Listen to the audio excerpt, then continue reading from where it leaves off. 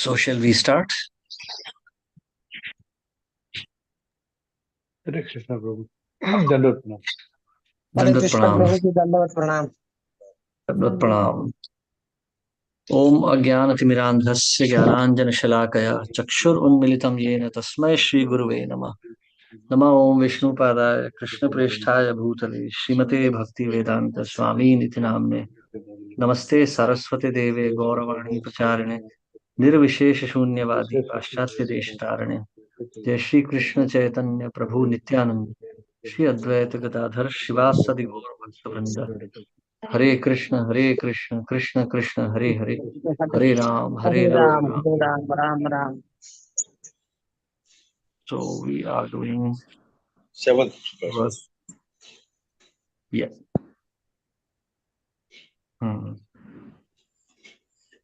Seven. Om Namo Bhagavate Vasudevaya. Om Namo Bhagavate Vasudevaya. Om Namo Bhagavate Vasudevaya. Om Namo Bhagavate Vasudevaya. Om Namo Bhagavate Vasudevaya. Om Namo Bhagavate Vasudevaya. Na Drumebhyo Mahabhaga. Nadrumebhyo Mahabhaga.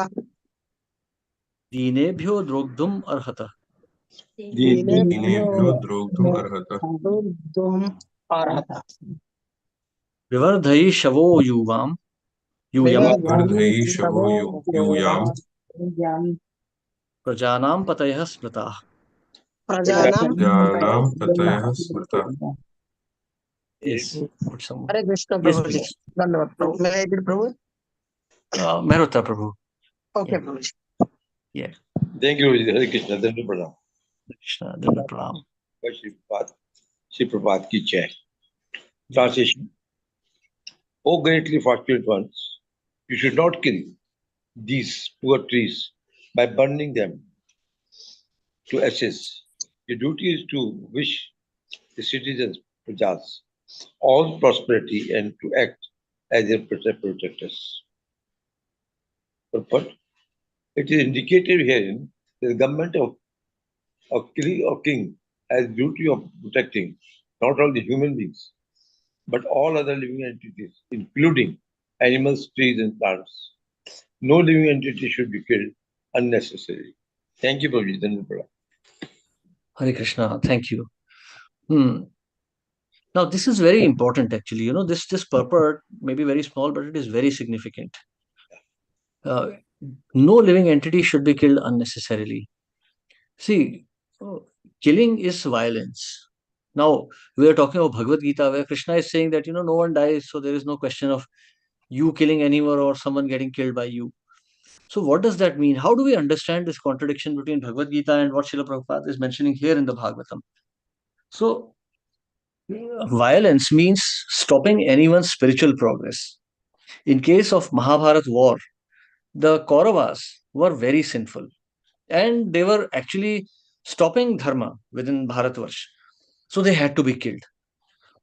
Actually, in the very beginning of Krishna book, beginning of 10th canto of Bhagavatam, with the prayers of Bhumi Devi.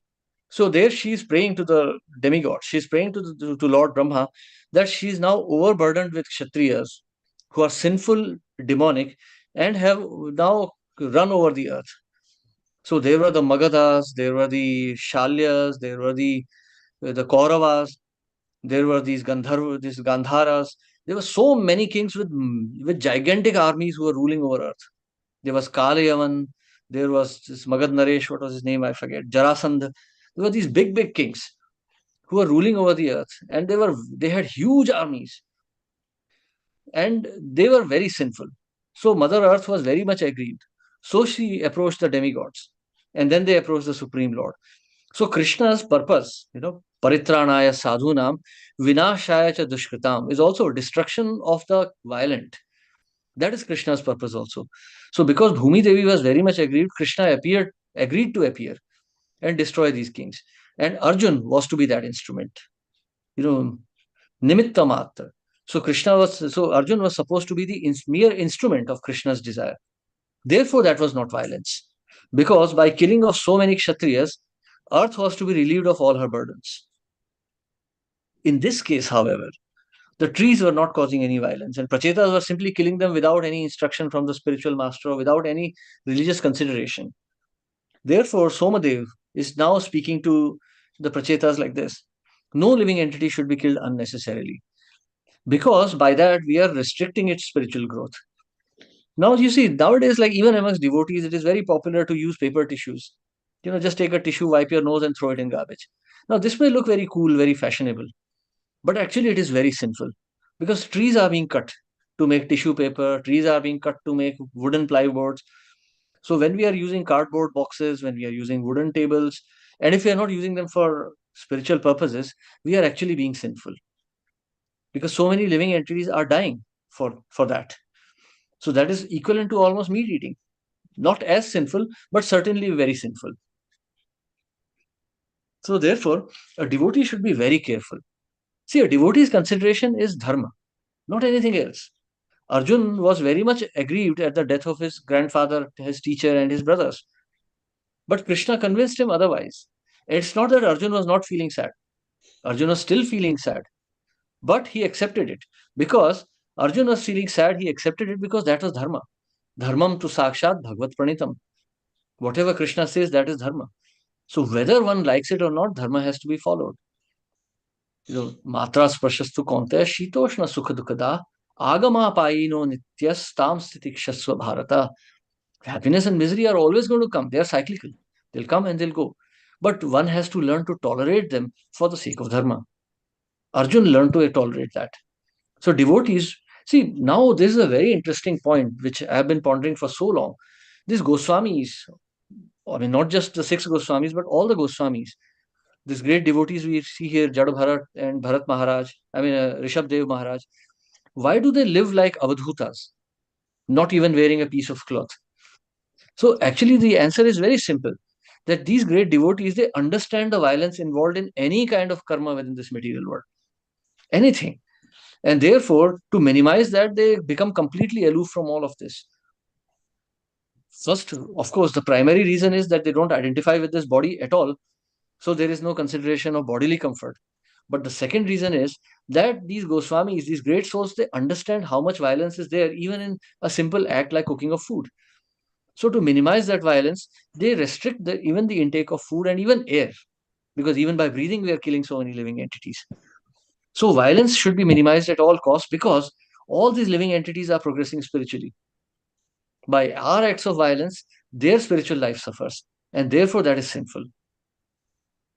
So the Prajapati, the king, is the chief ruler. He has to protect, he's the chief protector of dharma. If he himself becomes sinful, like Prachetas are now doing here, then what to speak of his followers? Then the whole world will sink into irreligion. This is the same, this kind of instruction is the same instruction that we see given to Dhruv Maharaj. When Dhruv Maharaj is killing the Yakshas, at that time also he is instructed by Narad Muni in the same manner. It's Narad Muni or Brahmaji, I don't remember now. He is instructed in the same manner that do not kill innocent Yakshas. Brahmaji. Prabhu? Brahmaji, I think. Brahmaji, yeah, Brahmaji instructs him, yes. So he instructs him that do not kill these innocent Yakshas. So, I mean, those who are responsible for the killing of his brother are already gone. So why is he unnecessarily killing all the Yakshas? He has the divine power of the Supreme Lord with him.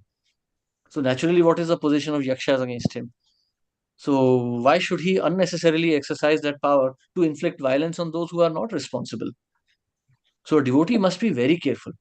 That's the difference between a devotee and a non-devotee. A non-devotee retaliates immediately. Okay, something bad has happened, now I'll retaliate. I'll take my revenge. But a devotee understands. That's why in the first chapter of Bhagavad Gita, when Arjun is lamenting around verse 28, I think, Srila Prabhupada mentions the same thing in the purport. That one who steals someone's wife, one who gives poison, one who sets fire to the house, one who steals the property, one who attacks with a weapon, all these are deserving to be killed. This is the law of dharma. But a Vaishnava's dharma is above these. Therefore, Arjuna's consideration for not killing his relatives is very much valid, is very much based on compassion. So it's a sign of him being a great devotee. So there is no contradiction because eventually it is the will of Krishna to kill everyone. Therefore, Arjun has to give up that desire and kill his relatives. So you see, the consideration of dharma are very complex. Dharma cannot be understood so easily. That's why a Vaishnava tries to minimize his activities because he doesn't know invariably when he's breaking dharma, when he's violating dharma. So it's best to remain inactive in the matters. Ya nisha sarva bhutanam. So it is best to remain inactive in the matters of sense gratification, but to be very active in the matters related to bhakti. Better, give up all these materialistic activities and focus only on Krishna. Because dharma is very complex. Hare Krishna. Yes, any questions or comments? Hare Krishna Prabhuji. Yes. Where should we draw the line about dharma and that violence and all that? Now, even if we suppose we go by the Shastra, that we should not take non-veggies. Even if we eat the simple bread out of wheat or any other grain, that also is life, because if you leave it with water, it will germinate within 2 to 3 days. So life is there also. I think one way is out is that we are taught in ISKCON that you offer to God and God will take care of it and then become prasadam. That is one outlook. Yes, I agree also. But then for general people, how will justify it? Secondly, in this now, that means Jainism is much ahead of us. Though but the Munis, etc., they cover the mouth from sunset onwards. So I don't fully agree. We only not of sunset. Even when the sun is there, the jumps are there which enters the body and all that. So how do you see these two? See, Prabhu, as far as general public is concerned, general mass of public is fools. Dogs, hogs, camels, and asses. Srila Prabhupada describes it. Acharyas describe it. Just engaged in ahara, nidra, bhaya, maithun. No other consideration. Eating, mating, sleeping, and defending. And whichever way they can obtain it, that's all right. Most of the people are moral because they don't have any opportunity to be immoral. Morality is generally a lack of opportunity for general public. But a devotee has to be more intelligent. Now, for such people, we say, okay, you chant the holy names and read the scriptures, try to understand something, and we can hope that Lord will be merciful on them, or there's some piety would be there inside them, and they would understand the truth. But for devotees, now that's a very important consideration. The devotee understands the amount of violence involved in everything. Therefore, the devotee restricts everything, all of his activities, to a minimum. Like Srila Prabhupada says, the devotee should not eat too much. Eat only enough to keep your body and soul together. Now, that's a very serious statement. It's not something very light. Oh, Prabhu, I have a massive appetite. I eat at least 10 chapatis. That's how much I eat. No one has that kind of appetite. One should eat, okay, if 2 chapatis are enough, to eat only 2. 10 chapatis is generally greed of the body. So restrict your sense enjoyment to levels where you can just about survive. Because that kind of sinful living will, Shishnodara Parayana Krishna nahi paye. The one who worships his own belly and genitals, he can never obtain Krishna. Where is the question of getting Krishna? So devotee should eat to a very minimum understanding. So of course, the higher principle here is that, by eating too much, our bodily consciousness increases. But another principle also is that there is sin involved in this. Eating of chapati, eating of sabji, everything is sinful. Yes, sir. So therefore, we eat it to a minimum. We eat only enough to keep the body and soul together. We breathe only enough to keep body and soul together. Everything should be done to, kamasya nendriya pritir labho jiveta yavata. Jivasya tattva jigyasa nashto nartho yascheha karmabhi. So, only enough to keep body and soul together. Kamasya na indriya pritir. One's desire should not be to satisfy the senses. Kamasya na indriya pritir labho jiveta yavata. One should live only to keep body and soul together. Jivasya tattva jigyasa. One should live only to inquire about absolute truth. Na artho yascheha karmabhi. There is no other motive. There should be no other motive for one's actions. So this is the principle by which Vaishnavas live. Because this is the very beginning of Srimad Bhagavatam. In the first chapter of Bhagavatam, the sages have asked many questions, 6 questions to Shukdev Goswami, Suta Goswami. Now Suta Goswami is answering them one by one. These questions are actually analogous to what Arjun is asking. Sthita pragyasya ka bhasha. How does he sit? How does he talk? How does he kim vrajet? So how does he walk? How does he sit? Kim aset vrajet kim. So how does he sit? How does he walk? How does he talk? So same questions are asked, similar questions are asked by the sages of Naimisharanya. And Suta Goswami is answering them. So the answer he gives is Jivasya Tattva Jigyasa. So human life is only meant for inquiry into absolute truth. Everything else should be only to keep the body and soul together. Yukta Ahara Viharasya. Yukta Cheshtasya Karmasu. So Yukta Ahara Vihara Karmasu. So everything should be Yukta, just about which is necessary, not more than that. If you have a car, like in the army, they maintain the trucks and vehicles, but they don't spit and polish them. They are maintained so that they function, they are absolutely good in their functioning. But you'll not see military trucks decorated like those Punjab body trucks or things like that. They're maintained to the levels that are needed for them to function properly for the soldiers, not more than that. So human body is also a machine like that. It is meant to be kept fit and fine mentally and physically so that it can render service to Krishna, not for any other purpose. So therefore, a devotee restricts his activities within the material sphere. Now, regarding Jains, so Jainism is actually like a concocted version of Vedic religion. King Arhat understood some parts of Vedic lifestyle, but not the other.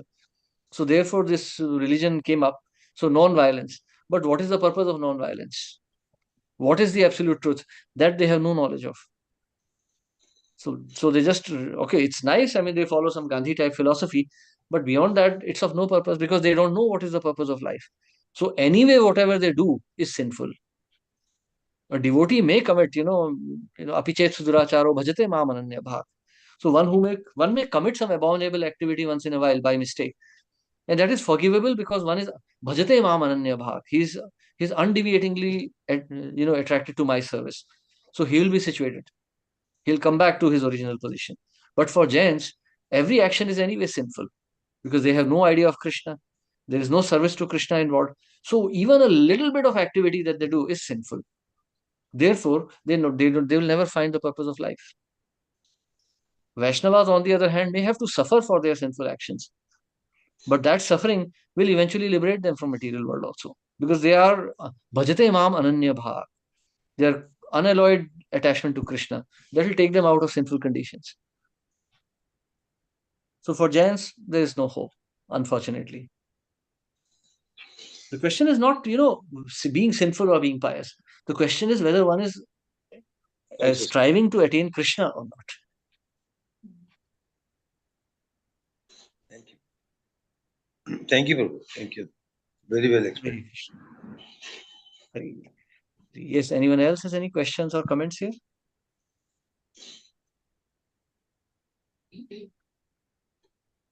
Hare Krishna. What about then this like Jainism is like impersonal, so as are these other world religions, you would say. So, but I mean, then they accept God at least in some form, but not like a personal form. So then, like, or is it just like now? This is just this kind of stage that they are having now, and then maybe after many lifetimes, then they are able to maybe also understand about Krishna, and it's just like a one step or. See, being a Christian or even a Muslim is better because there's a concept of absolute truth. Now, Islam may be a very degraded religion. They may be into animal killing and they are unclean, violent by nature. But still, they have some idea of absolute truth. So, in some lifetime or the other, they will eventually come to the path of Krishna consciousness or accepting Vishnu. Christians, they are better off than Muslims. Again, but their understanding is impersonal. So, some point or the other, they will come to this understanding. But Jains, they absolutely deny presence of any kind of truth. No Brahman, no Paramatma, no Bhagwan. So naturally their condition is much more sinful. So it may look like a very peaceful, non-violent religion, but at the very core is deep resentment to the Supreme Personality of Godhead. Prabhupada would say pigeons are also vegetarian, donkeys are vegetarian, but will they attain the Supreme Lord? No. Actually, animals are better off because they are not even materialistic. Animals are just taking whatever is needed for themselves. A donkey will never overeat, he'll just eat whatever is sufficient. So there is no question. It may look very nice, but it's not a nice place again. It's not a nice thing. Unless there is an understanding of the absolute truth.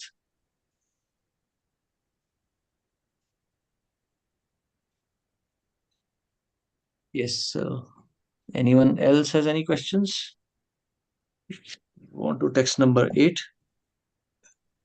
Aho Prajapati Patir Oh, Oh, Prajapati, Prajapati Prajapati Patir. Patir. Bhagavan Harir Avyaya Bhagavan Harir Harir Avyaya. Avyaya. Vanaspatin Oshadhischa Vanaspatin Oshadhischa. Oshadhischa. Sasarjorjam Isham Vibhu. Sajam Isham Vibhu. Tisam Vibhu. Yes, Santosh Prabhu. You can read. Thank you, brother. Hare Krishna. Hare Krishna, Prabhu. The Supreme Personality of Godhead, Sri Hari, is the master of all living entities, including all the Prajapatis, such as Lord Brahma, because he is the all-pervading and indestructible master. He has created all these trees and vegetables as eatable for other living entities. Soma, the predominating deity of the moon, reminded the prachetas that this vegetation had been created by the Lord of the Lords to provide food for everyone. If the prachetas tried to kill them off, their own subjects would also suffer, for trees are also required for food. Hare Krishna, Prabhuji. Thank you, Prabhuji. Hare Krishna. So you see, this is the implication of actions in the mode of passion. That one does not see what is good or what is bad. One simply acts. This is the nature of lower modes, ignorance and passion. So prachetas are now acting out of passion, simply killing off all the trees without realizing their significance. So in the material world also we have seen so many examples, so many wars happen. In fact, there's a whole in the criminal procedure code all across the world. There is, this is called the English law actually. There's a particular category called crimes of passion. These crimes have like different set of punishments as against some other crimes. Crimes of passion, literally, it's, of course, it generally means some romantic crimes, but it means a crime which is committed without any premeditation, a crime which is committed at the heat of the moment. So these crimes have carry lesser punishment, but they are punishable nonetheless. That means it's still a crime. It may be in passion. That means passion takes away one's intelligence. Passion takes away one's sense of discrimination. Out of passion, Duryodhan didn't realize that he's inviting his death by refusing the Pandavas. Out of passion, Ravan didn't understand that Lord Ram is the Supreme Personality of Godhead. Even though Mandodari warned him, she was in goodness. Vibhishan warned him. He was also in goodness. He warned that this Lord Ram that you're looking at is no ordinary man. He's the absolute truth, the Supreme Personality of Godhead, Lord Vishnu himself. And Sita is not some ordinary woman. See, Mother Sita is the universal mother. She is the origin of all jiva. She is the origin of all energies. No living entity can touch her. So please give her back. Don't destroy the kingdom of Rakshasas. They all warn him, but he doesn't listen. Passion, madness of passion. And at the end, when even Meghnath is dead, when Kumbhakarna is dead, Mandodari still wants him. She says, "Why are you hell-bent on destroying the whole race of Rakshasas? At least now stop. Lord Ram is munificent. You agree now, Lord Ram will stop." But Ravana said, "Now I have finished everything. Now my son is also dead. So what is worth anymore?" This is passion, total loss of sense of discrimination. And Prachetas are doing something similar here. They're killing all the vegetation on earth without realizing how sinful that is, without realizing how damaging that will be. They are Prajapatis. They are meant to rule this earth. And they are destroying the very source of nutrition for their own subjects. Therefore, now, so Lord Soma has given them two examples here. One is that they are the protectors of religion. So they should not kill. Second is that as protectors of religion, they should also have consideration for other subjects. That plants are going to be the nourishment for their own subjects. So why they should not kill them unnecessarily. So you see, thank you. So this is the way. This is the way, a Brahmana argues. There should be many aspects, like we see the arguments put up by Arjun. So when we are reading the Srimad Bhagavatam or we are reading the Bhagavad Gita or Chaitanya Charitamrita, we should contemplate very deeply. Try to see the points being presented there. Try to use our intelligence. Try to compare the scriptures. That's the way to understand. And that's the way to advance in bhakti also. Yes, any questions or comments here? Hare Krishna, Prabhuji, Dandavat Pranam. Dandavat Pranam. Prabhuji, Yes. very basic thing I want to ask after reaching here at this purpose. Why were there so many trees grown when the Prachetas had gone for their austerities? Because even if they were not present, there were people who were doing farming and agriculture and then taking care of their houses, surroundings. But how come this thing must have happened?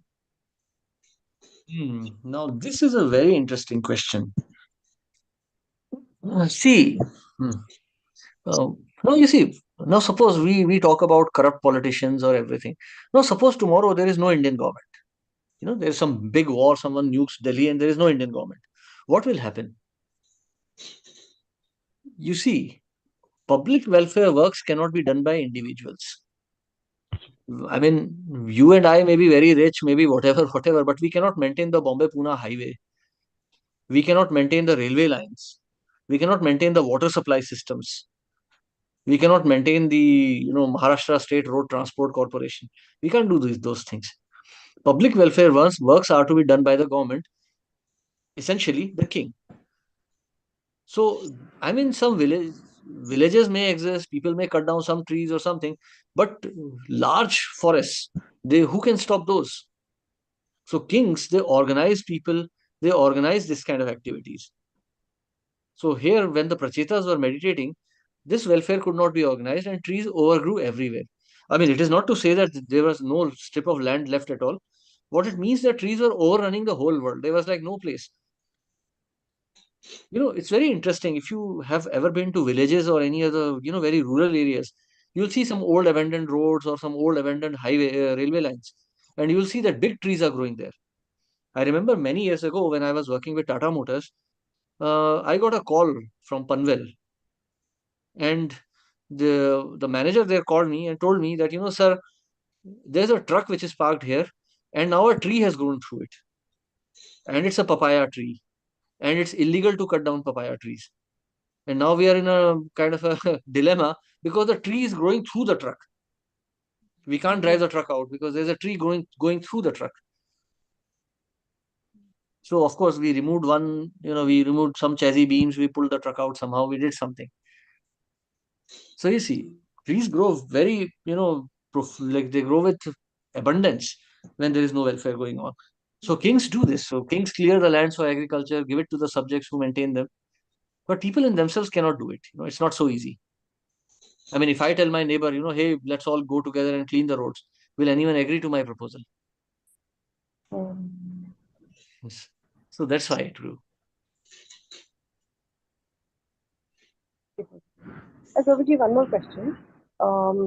You had mentioned in the previous verse about suppose you cut down trees, then you are hampering their spiritual growth. So Yes. then in that case, will they not get another body in the evolutionary process, or will they again get the body of a tree only? You can get the body of a tree. Okay. So, this is very interesting. I understand your question here. So, also, one thing is, like Bhagavad Gita, Krishna is mentioning that just as the fire is covered with smoke, every endeavor is covered with some fault.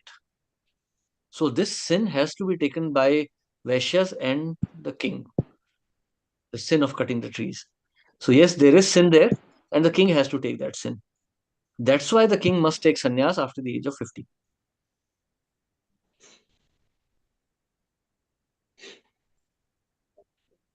Hare Krishna. So I got one point here. That you said just now that the king should take sannyas after 50 years of age. But in the past, there have been kings who have been ruling for 10,000 years. Janak Maharaj and Dasharatha Maharaj and others also. They ruled almost 3,000 to 2,000 years and all that. How could they take sannyas at 50 years of age? No, 50 years for Kali Yuga. 50% of life. After half of life is over, like so Srila Prabhupada explains that boyhood is from the age of 1 to 20. From 20 to 50 is youth. 50 to onwards is old age. 50 to 60 is middle age, and 60 onwards is old age. Kali Yuga, I got it, no doubt. But thank you. Krishna. Yes, any other questions or comments here?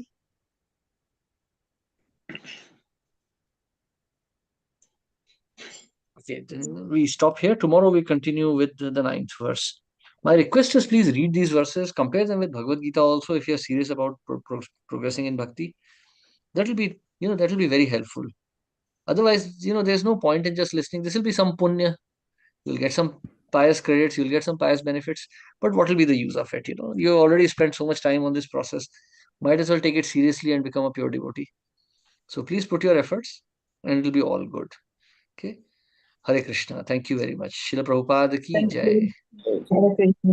Thank you. Hare Krishna, Prabhuji.